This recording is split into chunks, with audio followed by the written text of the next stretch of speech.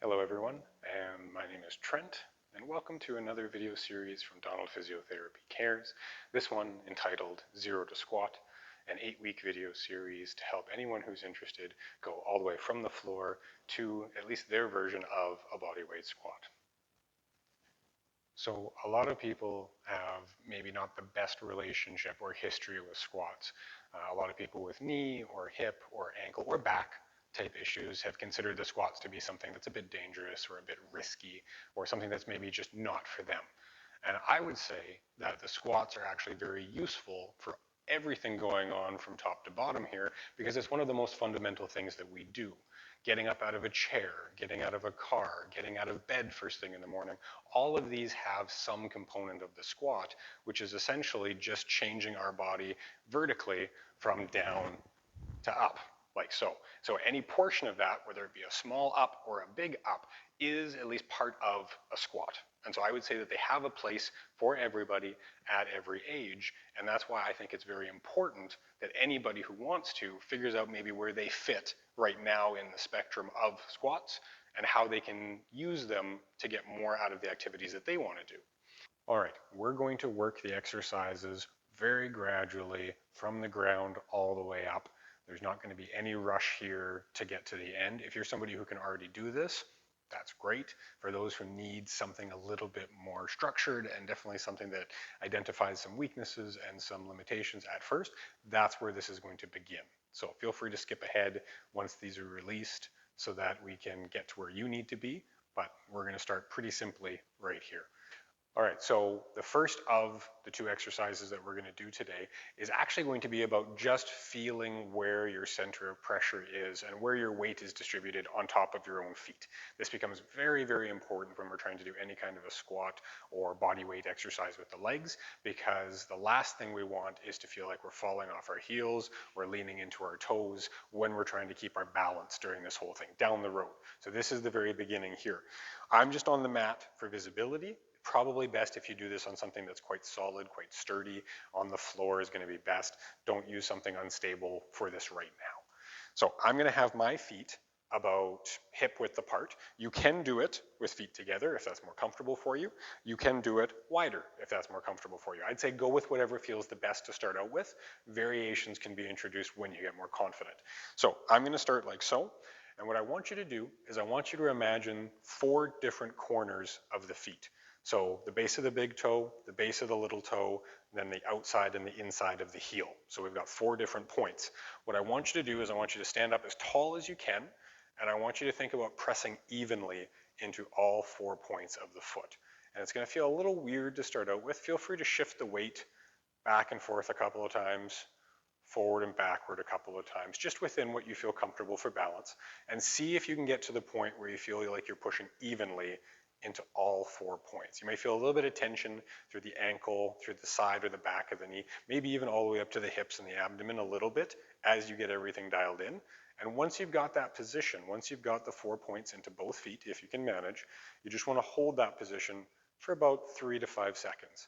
And then relax, shake out whatever needs to be shaked out, and then bring it back to that position, getting back to that even pressure between both feet into those 4 points and relaxing and coming back to it again. These are the repetitions that we're going to do our sets of. At the end of the video, there'll be a list of the suggested sets and reps. All right, so for the second exercise, we're going to want to get down on the floor for the sake of the video. If getting down on the floor isn't the easiest thing for you, what we can consider is instead setting yourself up on a couch or on a bed, as long as it's not too soft. You'll see why when we get down here, but the softer the bed, it can sometimes make this quite a bit more difficult.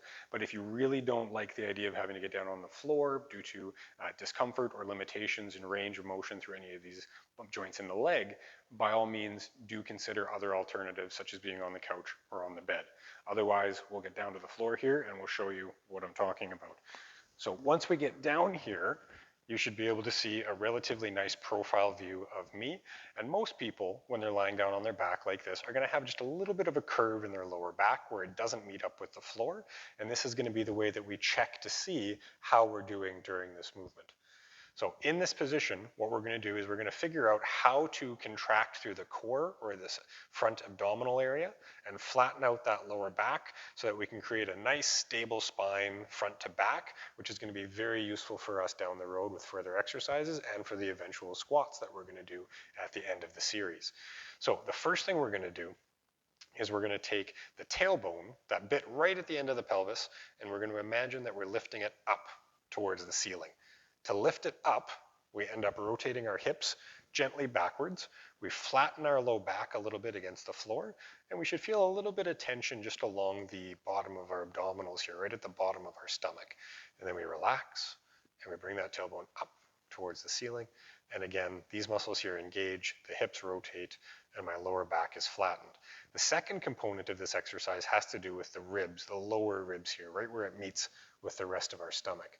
And so I'm going to exaggerate it here. You should be able to see those kind of flaring up. And what we want to do, after we've lifted the tailbone up, we now want to bring the ribs down towards the belly button, towards the navel here. And this is not a crunch. It's not a sit up or a lift.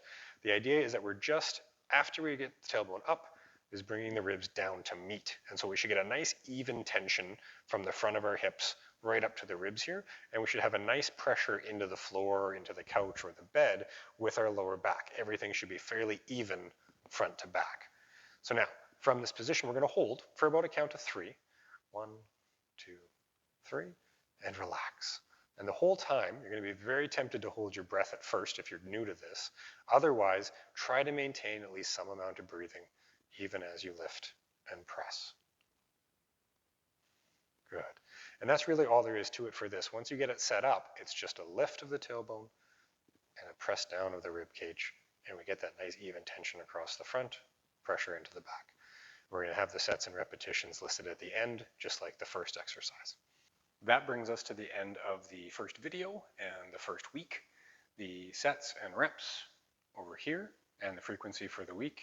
This will vary depending on the person, which is why they are ranges. If you're not confident, I would suggest starting at the bottom end of the numbers. If you're feeling like this is going really well, feel free to explore doing a little bit more as your body feels comfortable doing so, because everybody's going to go through this just a little bit differently.